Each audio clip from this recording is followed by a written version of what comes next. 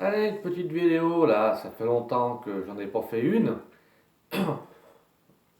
Ce soir, on va aborder le sujet de la vaccination et puis tous ces tests qui vont être payants maintenant, sauf dans certaines conditions. Je suis en train de regarder CNews, une chaîne de merde, une parmi tant d'autres, hein, parce qu'on n'interroge pas le citoyen lambda, on interroge tous des politiciens de merde, des scientifiques, des, bobo- des bolos, des gens de cette trempe, quoi. Et puis le citoyen lambda, lui, il a juste une chose à faire, c'est fermer sa gueule. Donc heureusement qu'il y a les réseaux sociaux pour compenser tout ça. Voilà. Je viens d'écouter Éric Zemmour qui parlait, enfin, pas Éric Zemmour, mais les présentateurs qui disaient qu'Éric Zemmour faisait allusion au niveau de la vaccination au docteur Mengele, parce qu'apparemment il ciblait Blanquer, donc ministre de l'Éducation nationale, concernant la vaccination des enfants. Voilà. Moi, je serais tenté de dire que je vais un peu dans son sens, pour la simple et bonne raison, c'est que déjà, on menace les gens, on les fait chanter pour qu'ils se vaccinent. Sinon, ben, pampan cucu, et puis privation de liberté, et tout ce qui s'ensuit. Donc, on impose la vaccination de gré ou de force par le chantage et par la menace. Donc ça, c'est digne d'un d'un régime nazi, puisque déjà, Mengele, donc, auquel il faisait allusion, c'était un médecin allemand pendant la Seconde Guerre mondiale qui est parti dans un pays d'Amérique latine par la voie romaine. Donc merci le clergé, merci l'Église catholique d'avoir aidé tous ces gens-là. Et donc, par conséquent, ce médecin lui faisait des expériences sur plein de gens, hein, sur des juifs, enfin, sur tous les déportés en fait, hein, sur tous les déportés tout simplement, hein, qui étaient juifs, homo, gens du voyage, et j'en passe, hein, peut-être des vieux, des personnes âgées. Donc il y avait toutes sortes, plusieurs catégories de gens qui étaient la cible de ce médecin d'opérette. Euh, Comment on peut faire allusion à lui? Comment on peut, euh, comment on peut dire que en cette période de Covid-19, on a le sentiment d'être les cobayes de la médecine et de la science. Déjà tout simplement qu'au niveau des vaccins, parce que j'ai l'impression qu'on regarde ce qu'on veut dans les vaccins. Moi, j'ai téléchargé des documents, enfin pas téléchargé, imprimé des documents sur Internet. Donc mes Mediapart, mes Medisites, Planète Info, et j'en passe, et des meilleurs, qui ne sont pas des sites, je dirais, à risque, et qui parlent de la vaccination, du pass sanitaire, et puis tout ce qui s'ensuit, quoi. Donc, un des documents, par exemple, que j'ai imprimé, c'est tout simplement un document qui montre que, bah, je plains ceux qui se sont fait piquer parce que il y en a, ils se sont fait piquer n'importe où. La vaccination, c'est un vaccin intramusculaire. Je comprends pas bien pourquoi certaines personnes du corps médical, que je ne citerai pas parce que je n'ai pas le document sous les yeux, donc je ne vais pas accuser à tort, mais certaines personnes du corps médical se sont permises de vacciner en sous-cutané. C'est pas mal, hein, c'est très ingénieux, hein. Ça prouve le degré de connaissance que ces gens ils ont, hein. Ou alors ils devaient doucher, puis ils ont vu le muscle à droite, ils ont piqué à gauche. C'est quand même grave ça, hein, parce que ces gens-là, finalement, ils ont reçu une injection qui n'était pas bonne.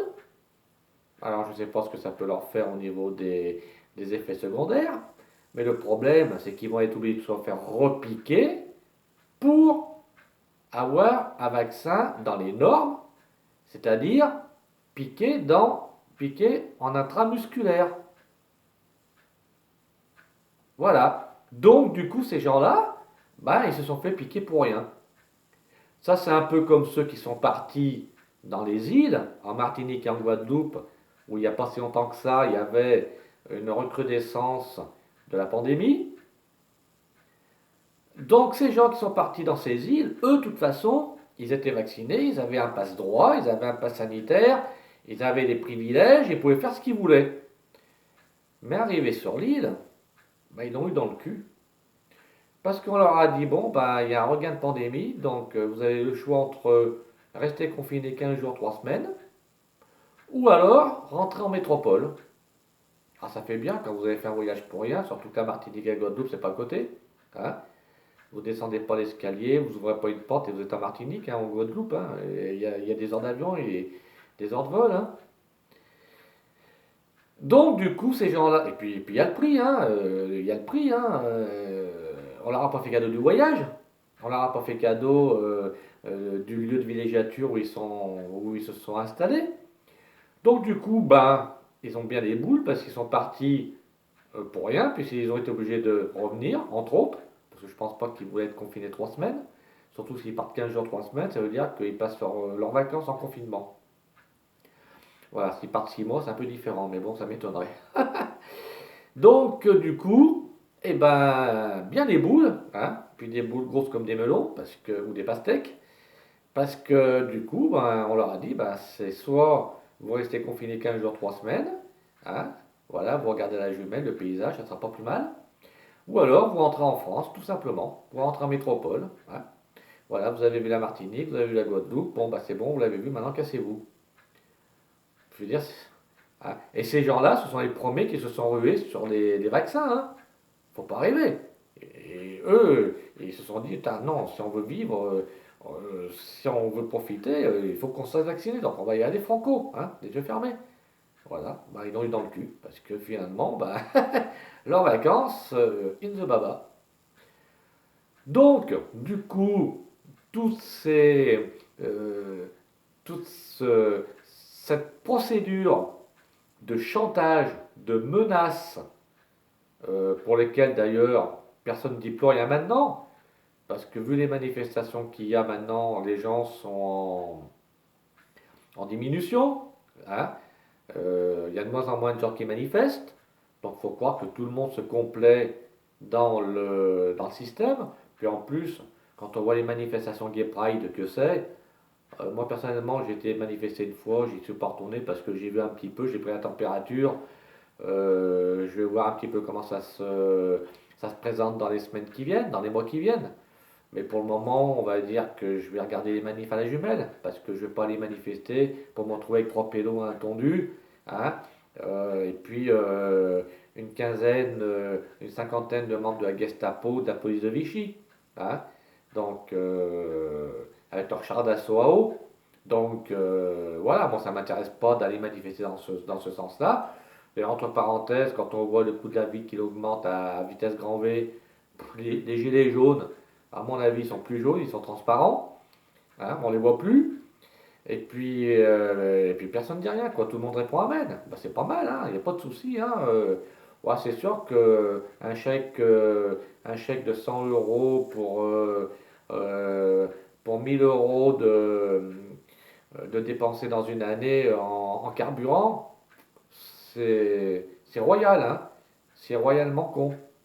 Ça me fait un peu à penser à ma banque qui m'avait dit, quand j'ai fait revoir mon prêt pour la maison, qui m'avait dit, ouais, ouais, mais vous vous rendez compte, le taux fixe qu'on vous donne, enfin, pas le taux fixe, le- la, la mensualité fixe qu'on vous donne, vous gagnez 100 000 francs, et je dis bien en francs, hein, 100 000 francs sur 20 ans. C'est-à-dire que votre maison, au lieu de vous coûter 800 000 francs, elle va vous coûter 700 000. Ah, tu parles. Hein, moi, comme j'aurais dit, vous savez, hein, si je peux payer 700 000 en 20 ans, je peux en payer 800 000, je suis plus à 100 000 francs près. Hein. J'aurais dit donc allez vous faire foutre, ça m'intéresse pas, quoi. Et en regardant dans les brancards, bah, je suis arrivé à avoir un truc, mais alors vraiment défiant toute concurrence, quoi, puisque de 3400 euros, 3400 francs, pardon, je suis passé à 2621, hein, c'est-à-dire de 3000, on va dire de 500 euros en gros, hein, de 500 euros, je suis passé à euh, même pas 400 euros, hein, parce que 3400, 3500, oui, ça fait à peu près 500 euros, on va dire en gros. Donc de 500 euros, je suis passé à 400, à 400, à même pas 400 euros, parce que je paye 300 euros, 399 euros 50 exactement. Hein. Donc vous voyez, hein, quand on rue dans les brancards, on obtient. Hein. Voilà, je remercie la Banque de France d'ailleurs à travers ce petit message quand même, hein, parce que c'est grâce à eux que j'ai eu cette remise à plat du prêt. Donc, vous voyez, donc, pour parler des manifestations, si c'est pour faire des manifestations gay pride, comme la première que j'avais faite d'ailleurs, hein, parce que la première que j'avais faite, hein, enfin la seule que j'ai faite d'ailleurs, hein, voilà, c'était un petit peu la Java de Broadway, hein, enfin de Lyon plutôt, parce que j'étais à Lyon. Donc, ce genre de manifestation, avec des mecs grimés, déguisés en je sais pas trop quoi, en Spider-Man ou en enfin oui, en Spider-Man entre autres, hein, franchement, ça vole bas, hein. Ça vole bas, hein. Parce que finalement, ça n'a rien donné du tout, hein. La preuve, c'est que toutes les manifestations qui se font actuellement toutes les semaines, hein, les gens sont de moins en moins nombreux à manifester, et en plus, ça n'amène rien du tout. Ça n'amène rien du tout, ça n'a rien changé du tout. Hein. Alors, il y a eu, la première manifestation que j'ai eue, il y avait des jeunes casseurs, que j'ai encouragés, hein, je le dis clairement, hein. Ah, je les ai encouragés, je leur ai dit vous avez raison, hein, défoulez-vous, hein, vous êtes là pour ça. Voilà, c'est tout. Parce que quand on fait des manifestations Gay Pride, c'est toujours si on va pas chercher les flics pour qu'ils dansent la java avec nous. Je veux dire, faut être con, hein. Faut être con. Hein. Ça, c'est les manifs tout crachés, hein. CGT, les syndicats FO, donc fesses ouvertes, comme disait un pote que je remercie, à qui je fais un petit coucou, hein. Bisous, mon petit Stéphane, en passant. Hein. Voilà, FO, fesses ouvertes, la CGT, rien acheté. Hein. Finalement, tout ce qui est syndicat, ça vaut pas une thune, hein. Ça vaut pas une thune. Parce que finalement, au bout du compte, les manifestations qui sont organisées par toutes sortes de gens, hein, syndicats, gilets jaunes, différentes corporations, ça n'a rien donné du tout. Et moi, ça m'amuse beaucoup. Ça m'amuse beaucoup parce qu'ils passent pour des cons. Vous passez pour des cons. Mais bon, je pense que vous en avez l'habitude. Hein. Donc moi, c'était un petit coup de gueule par rapport à ce que je vois un peu en ce moment au niveau de l'actualité. Donc je vous dis, hein, je regardais encore CNews tout à l'heure, qui est juste derrière moi d'ailleurs, entre parenthèses. Hein. Voilà, maintenant ça avec tout, on n'a rien à foutre. Euh, mais tous les guignols qui parlaient tout à l'heure, là, les présentateurs télé, parce que ça soit BFM TV, CNews, LCI, tout ça, c'est des chaînes de merde, hein, avec des groupes euh, dirigés par des groupes de merde, donc ça vaut rien du tout.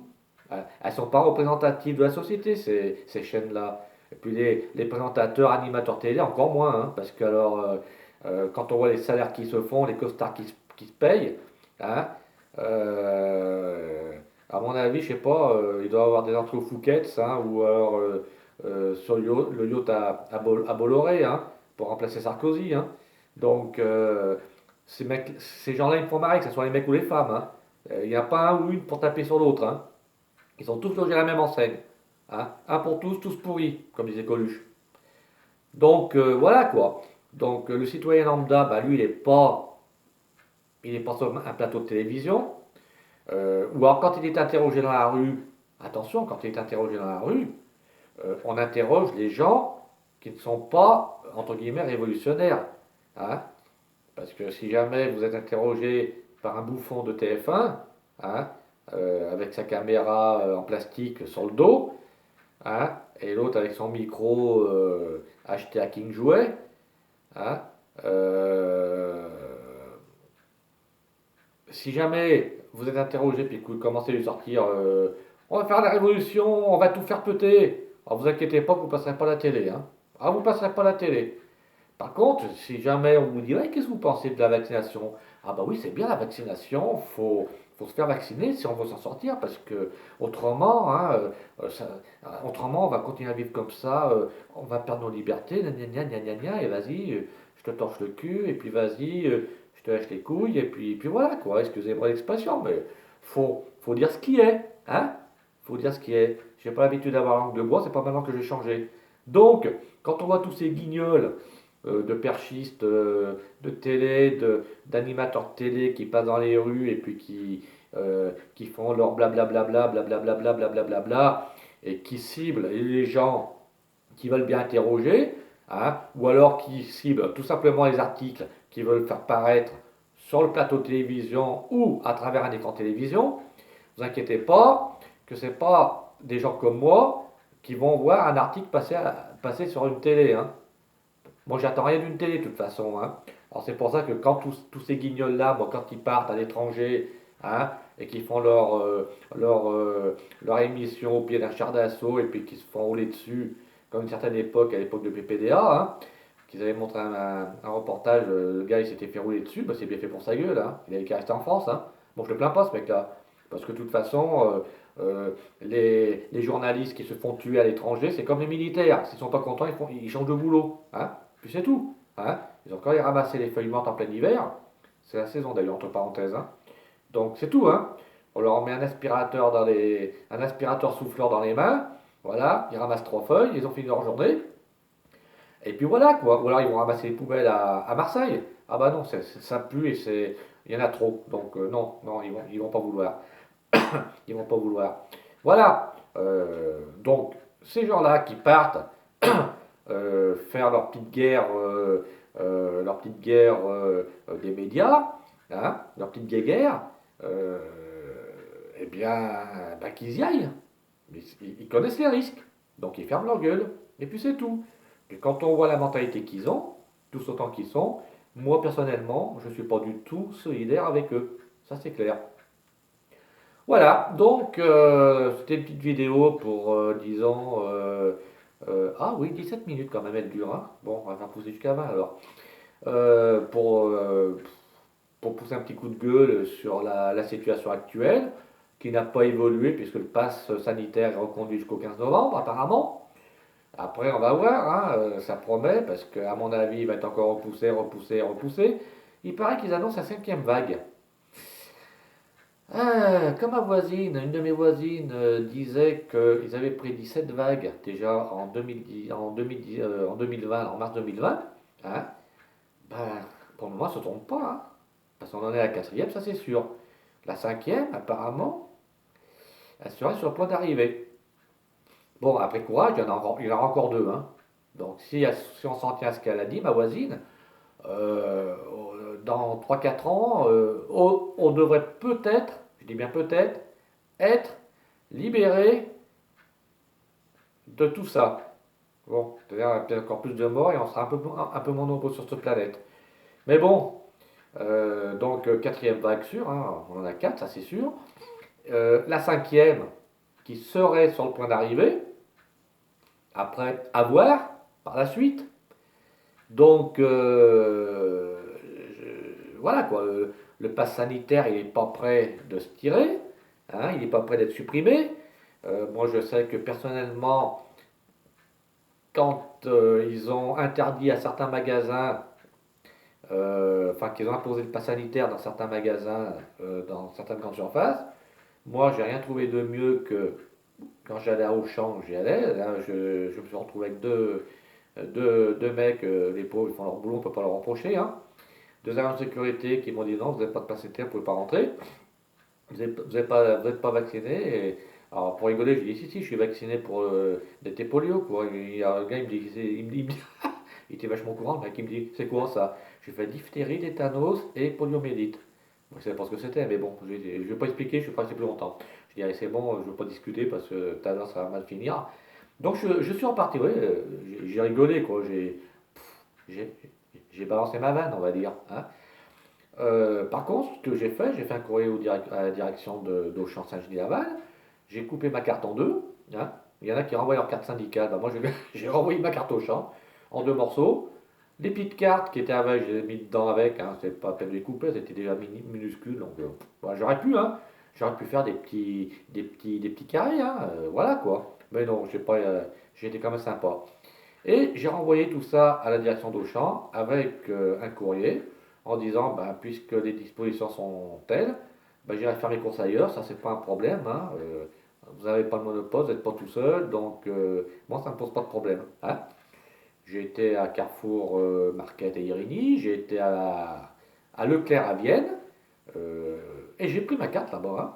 Voilà, pas ma carte syndicale, ma carte de course. Et donc, du coup, ben, le directeur d'Auchan m'a téléphoné, hein. Ah, il m'a téléphoné pour qu'on discute, parce que pour lui c'était très important, soi-disant. Waouh, Bichette, on aurait dit qu'il déprimait. Donc on a discuté, voilà, et je lui ai dit ce que j'avais à lui dire, hein. De toute façon, je lui ai dit, vous êtes pour rien, ça c'est un fait, hein. Je lui ai dit, mais si vous êtes pour rien, je vous rassure tout de suite, c'est que nous on n'y est pour rien non plus, hein. Vous subissez, ben, nous on subit aussi. Donc à un moment donné, si personne bouge, si personne se bouge le cul, hein, ben, tout le monde répond amen, ben, maintenant après chacun prendra ses décisions et ses responsabilités. Donc moi j'ai pris mes responsabilités de renvoyer ma carte, en disant, ben j'irai faire mes courses ailleurs, c'est pas un problème. Euh, et puis voilà quoi, c'est tout. Bon, euh, après, bon, quand ils ont enlevé le pass sanitaire, par contre, j'ai été à refaire faire. Bah, il paraît que ça a brassé un peu, parce qu'apparemment, dans des réunions, ils ont eu vent de certains clients, enfin, je pense que j'étais le seul à le faire. Apparemment, on dirait, hein, parce que faut quand même y penser, hein, à renvoyer ce genre de truc sur un mouvement de colère. Hein, c'est pas tout le monde qui y pense. Parce que les Français qui sont nés avec un cerveau, il n'y en a pas des tonnes, hein, en France, hein. Donc voilà quoi. Donc, apparemment, je pense que c'est un mot qui faisait allusion, puisque, bon, j'aurais dit, je vais en faire ma carte Waouh, que j'ai déchirée et que j'ai renvoyée à la direction. Et c'est là qu'ils m'ont dit, ah, mais c'est vous qui avez envoyé votre carte, qui avez fait un courrier de direction, puis dans les réunions de travail, on en parlait et tout, tu vois. Ben, je dis, bah bravo, bah. Vous voyez, donc je passe pas sur les journaux, mais je passe dans les réunions de direction, dans les réunions de grande surface, hein. Enfin bref, bon, je l'ai repris, voilà. Bah, j'espère que j'aurai pas à la recouper en morceaux encore une autre fois pour exprimer mon ras-le-bol. Il n'y a pas de raison. Mais bon, je l'ai fait. Voilà. Donc, quand on a des couilles, eh bien, il faut savoir les porter, hein. Et puis, il faut savoir les utiliser à bon escient, hein. Mais bon, comme en France, des gens qui ont des couilles, il n'y en a pas des tonnes.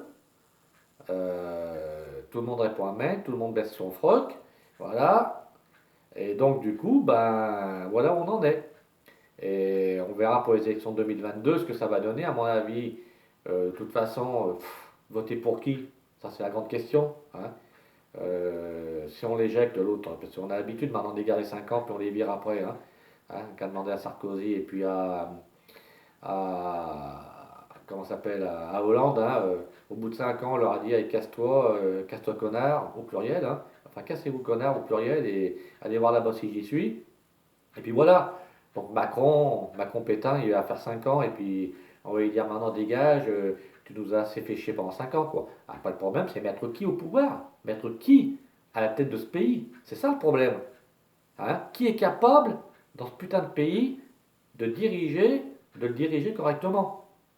Hein, moi je dis personne. Moi je dis personne. Parce qu'ils ont tous une grande gueule, tous ces politicards de merde, tous autant qu'ils sont. Hein. Mais je voudrais bien les voir à l'œuvre, parce qu'ils n'ont qu'une envie, hein, c'est d'être à la tête du pays, hein.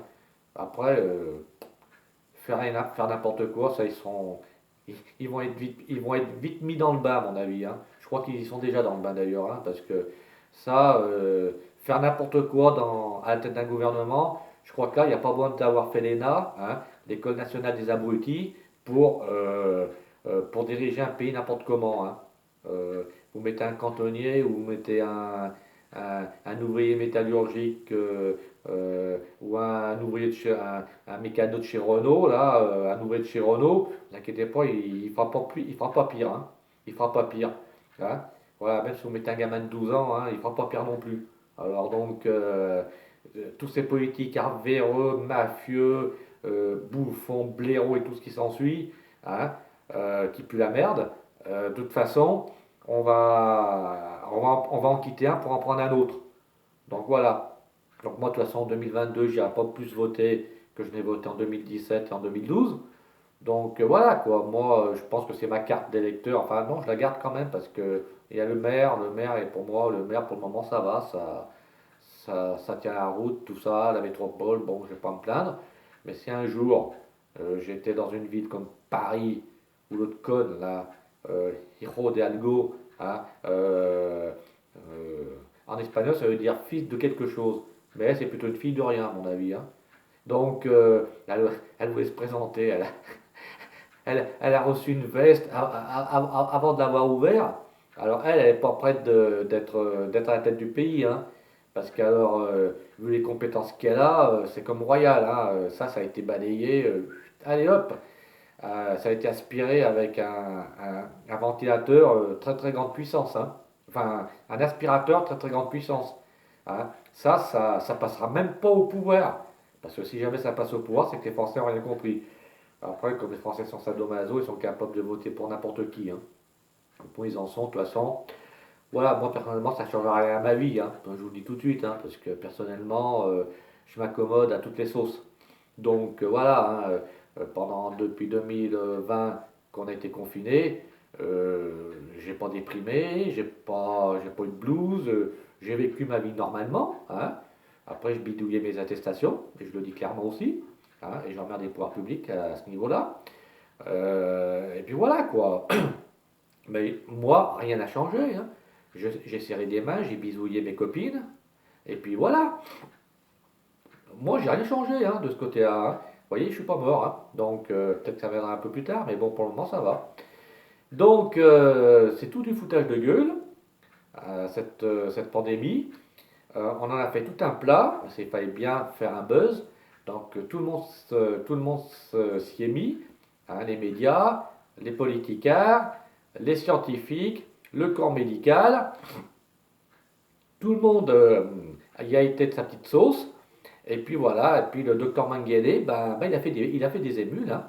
Il a fait des petits, il a fait des émules, parce que quand on voit les effets secondaires de ces vaccins, moi je peux vous montrer des preuves, hein. J'ai imprimé des documents. Alors après, hein, bon, comme je dis, les médias, il y a les médias sont en trois catégories. Ils racontent une part de vérité, en trois tiers, hein. Un tiers de vérité, parce qu'ils ne racontent pas que des conneries, mais ils racontent des choses intelligentes quand même un peu, hein, ça leur arrive, hein. Ils racontent de l'intox, parce que quand on voit tout ce qui tourne en boucle, hein, on va pas me dire que c'est pas d'intox, hein, quand on nous rabâche certaines choses, comme tapis en ce moment, alors là on va en bouffer du tapis pendant. Hein, y a pas que les boxeurs qui bouffent du tapis, hein. Nous aussi on en bouffe. Bon, c'est un jeu de mots. Donc intox et fake news. Alors donc, de toute façon, l'intox et fake news, c'est la presse, enfin, je veux dire, après, il y a les différentes presses, il y a trois presses, hein. Il y a, enfin, deux presses, je dirais, la presse écrite, donc, ou Internet, pour moi c'est pareil, et la presse parlée, donc la télévision. Alors on dit les paroles s'envolent, les écrits restent. Un directeur de chez Boiron d'ailleurs qui doit s'en souvenir de ça. Euh, les paroles s'envolent, les écrits restent.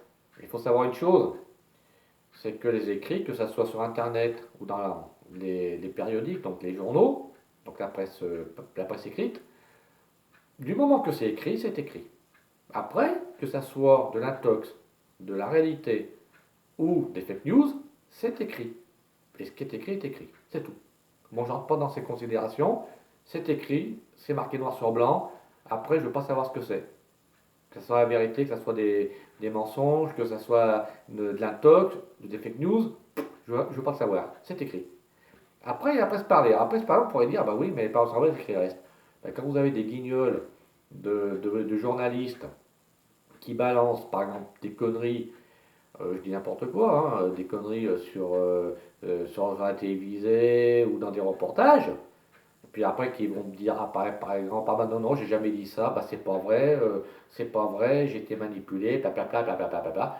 Quand il y a des millions de Français, des millions de gens qui y voient, enfin même à l'étranger, hein, mais rien qu'en France, quand il y a des millions de gens qui y voient, faut arrêter, faut pas qu'ils disent qu'ils ont jamais dit ça. Parce que là, ils vont passer pour des cons. Bon, déjà qu'ils sont cons par nature, mais alors là, ils vont passer pour des super cons. Donc, dans tous ces cas-là, presse parlée ou presse écrite, ou Internet, du moment que c'est dit ou que c'est écrit, je veux dire, il y a pas photo. Et moi, j'ai imprimé des documents sur Internet qui prouvaient, par exemple, qui montraient les effets secondaires de tous ces vaccins.